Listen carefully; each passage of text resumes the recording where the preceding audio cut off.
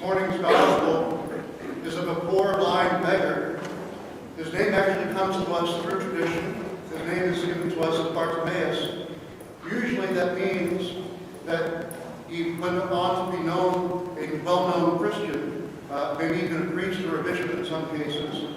In this case, however, we don't really have much history of Bartimaeus other than his name, which must have been known. And by this gospel being read this morning, it gives us a hint that we are getting close to Great Lent, because this is the last one before we start with the Gospels and the Sundays in preparation for Great Lent. So what we do have about Bartimaeus is the Gospel story. We also have the teachings of the Fathers about it as well, and so I want to read to you a passage from one of the commentaries of St. John Chrysostom on one of his homilies. He says, "Therefore learn, my beloved, that though we may be an outcast," or even the translation that we can have here of St. John says, "even though we are very vile, but yet approach God with earnestness, even by ourselves, we shall be able to bring about whatever we ask. Though God may delay the gift, though there may be many who seek to hold us back, let us not desist from asking. For in this way, most of all, we shall win God to our side."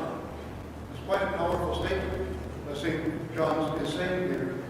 We often think that the Christian manner of behavior is to be passive, is to accept whatever fate has been given to us, whatever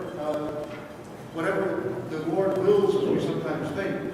But God gives us prayer, and prayer is powerful. And when we combine prayer with your faith, it can even maybe move the mind of God.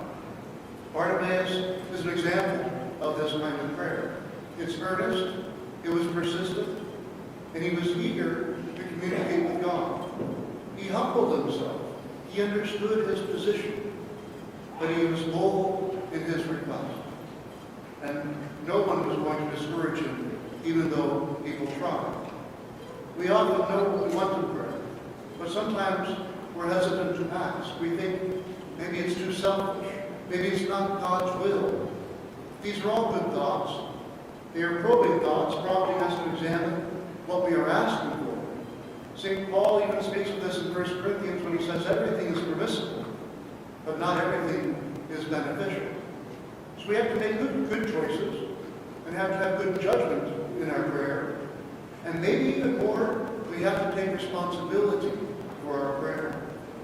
A responsibility, I mean, if we ask for something in prayer, we have to be ready for God to answer that prayer. He could be like a magician and just wave a wand over us and then it's done. But that's not how God works.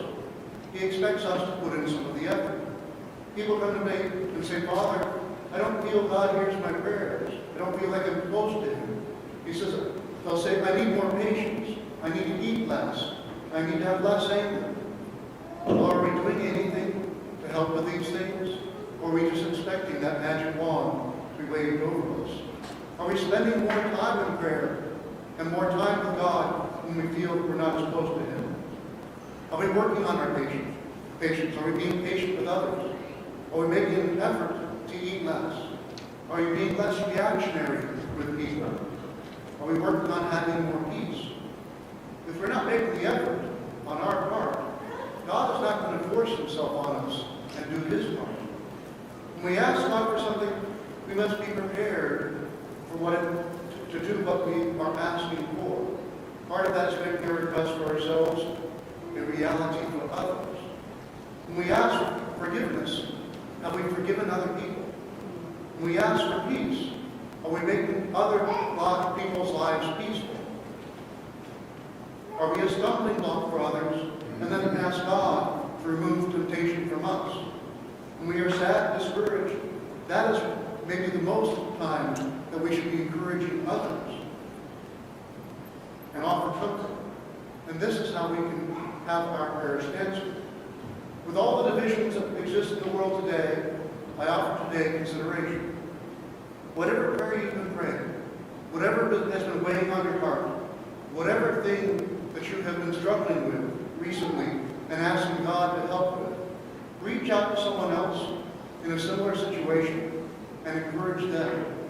Help them answer their prayer to the best of your ability. Maybe then God will hear all of us.